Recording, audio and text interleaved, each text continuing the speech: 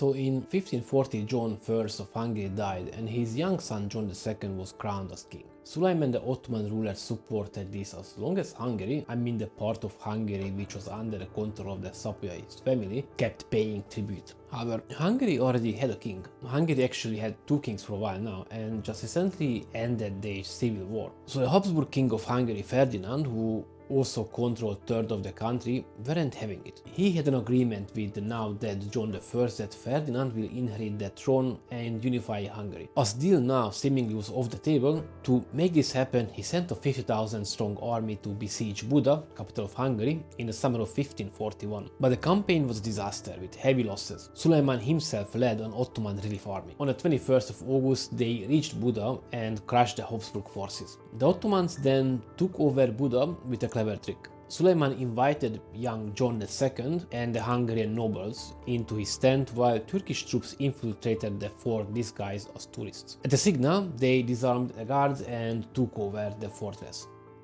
The nobles were allowed to leave except for Balint Turk, who was captured and spent the rest of his life in captivity. This event kicked off the Age of the Castle Wars.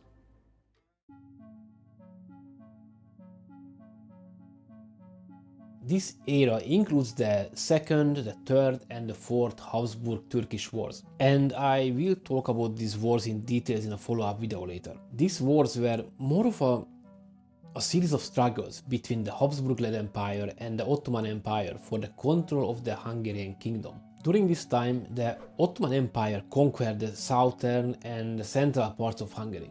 And you might ask, why is it called the Age of Castle Wars? Well, it's because it was a series of individual sieges against border fortresses. The Ottoman Empire had conquered most of the Balkan Peninsula by the 16th century, with the only exception the coastline under the control of the Venetian Republic. Hungary was constructing a multi-layer border fortress system for centuries, which was significantly enhanced by Matthias Corvinus. Part of this impressive defensive network, now under Habsburg control, was maintained and further fortified by the Habsburgs along the current border between the two empires. The Ottoman Empire did not consider the conquest complete with the occupation of central Hungary. Their goals included expanding their territories and capturing Vienna. The Habsburgs knew this, and for them it was crucial to slow down each major campaign as much as possible. For this it was necessary to each fortress to resist as long as possible. The Ottomans' campaigns followed each other every few years. However, this did not mean that between these attacks the hostility stopped. Raiding parties penetrated Hungarian territory and the fortresses played an important role in repelling these attacks and protecting the population. This meant that the whole central Hungary became a battleground,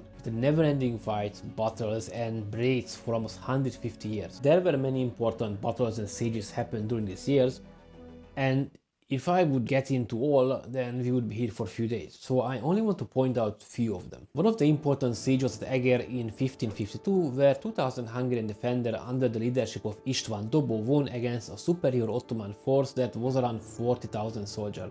Eger was an important stronghold in the north and key to the defense of the remainder of Hungarian land. North of Eger located the city of Kassa, which called today Košice, the center of an important region of mines and associated means, which provided the Hungarian and the Habsburg kingdom with a large amount of quality silver and gold coinage. The fall of Eger would also enable the Ottoman Empire to secure an alternate route for further westward military expansion, possibly allowing the Turks to lay sieges to Vienna more frequently. Another important and often mentioned fight was in 1552, just before the siege of Eger at the Drégely fortress. A 12,000 men strong Ottoman army was held up by 146 Hungarian defenders led by György Szondi for almost 4 days in a heroic fight, causing significant delay and losses to the Ottoman invasion forces. Unfortunately, these were the exceptions. Most of the strongholds and fortresses fall into the hand of the Ottomans after a siege if a relief army did not arrive on time. Nevertheless, these sacrifices usually slowed down the Ottoman campaigns long enough to force them to retreat.